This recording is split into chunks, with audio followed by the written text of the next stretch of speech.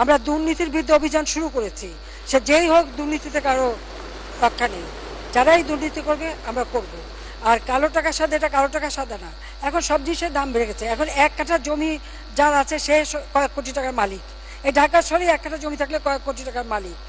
এভাবে অনেক সময় কিছু করতে যে অতিরিক্ত অর্থ চলে আসে, সেটা তারা বাজেটে দেখাতে পারে না, সেটা যাতে তারা আয়কর দিতে পারে না, সেটা আয়কর দিয়ে যাতে তারা মূল ইসে ফিরে আসে, মানে আয়কর দিয়ে মূল জনগোষ্ঠীতে যাতে ফিরে আসে, আর এই ধরনের কর্মকাণ্ড যাতে না করে, সেই জন্যই এই মাঝে মাঝে এই ধরনের সুযোগ দেয়া হয়। এই ধরনের সুযোগ খালেদা জিয়া নিয়েছিল, ডক্টর কামাল হোসেন নিয়েছিল, এবং আরও অনেকে নিয়েছিল।